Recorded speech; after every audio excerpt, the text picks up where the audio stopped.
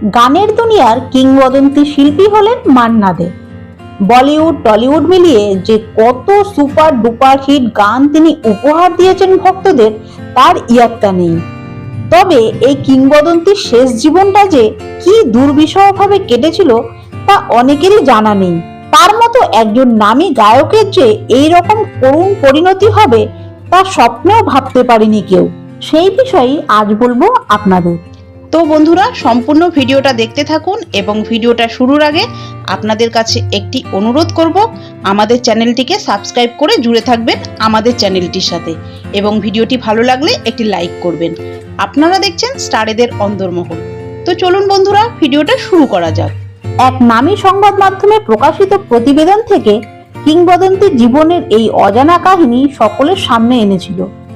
সেখান থেকে জানা যায়, মুম্বাই ছেড়ে চলে যাওয়ার আগে মান্না দে জানিয়েছিলেন তার ছোট মেয়ে সুমিতা বেঙ্গালুরুতে কিছু কাজ করতে চান বলে তিনিও সেখানে চলে যাচ্ছেন। এরপর থেকে অনেক চেষ্টা করেও মান্না দের সঙ্গে যোগাযোগ করতে পারেনি গায়িকা আরতি মুখোপাধ্যায়। আরতি দেবী জানিয়েছিলেন ফোন বেজে গেলেও ধরতেন না কেউ। এমনকি এও জানা যায় যে একবার এক জনপ্রিয় ব্যক্তি মান্নাদের জন্মদিনে ওনার সঙ্গে দেখা করতে গিয়েছিলেন, কিন্তু তিনি বাড়িতে ঢুকতে পারেননি।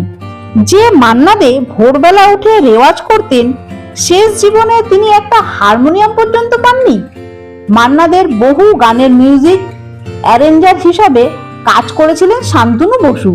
জানা যায়, স্ত্রী সুলোচনার মৃত্যুর পর একবার তিনি শান্তনুকে ফোনে জানিয়েছিলেন প্রিয় সলুকে গান উৎসর্গ করে কয়েকটি গান তৈরি করতে চান, কিন্তু তখন আর কেউ খরচ করে তার গান বানাতে চাইবে না বলে আগে থেকেই কত টাকা খরচ লাগবে 8টা গান বানাতে তা জানতে চাইছিলেন মান্না দে।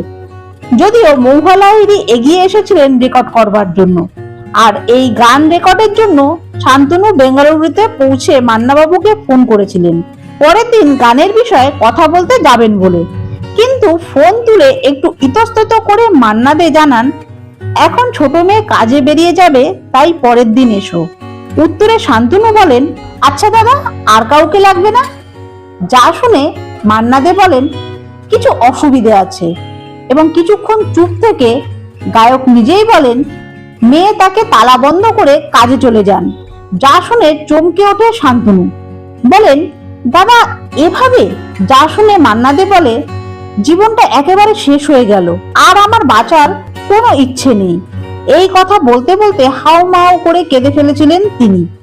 যদিও পরবর্তীতে মান্নাবাবুর মেয়ে এই বিষয়ে বলেন তিনি এবং তার স্বামী একটা ফাস্টফুড সেন্টার চালাতেন, যা সন্ধ্যা 6টা থেকে রাত পর্যন্ত চলতো। ক্লান্ত হয়ে বাড়ি ফিরে দুজনেই ঘুমিয়ে পড়তেন। অন্যদিকে মান্নাদের দিন শুরু হতো ভোর 5টায়। গায়কের বড় মেয়ে আমেরিকায় থাকায় ছোট মেয়ের উপরে মান্নাবাবুর সমস্ত দায়িত্ব ছিল, আর তখন তার এমন পরিণতি হয়েছিল। তবে প্রিয় শিল্পীর শেষ জীবনে এমন করুণ দশা শুনে চোখে জল এসেছিল তার অগন্তি ভক্তদের চোখে। সাউথ এবং বলিউড তারকাদের বিষয়ে বিভিন্ন তথ্য বাংলায় জানতে সাবস্ক্রাইব করুন আমাদের চ্যানেল স্টার বলিউড সাউথ।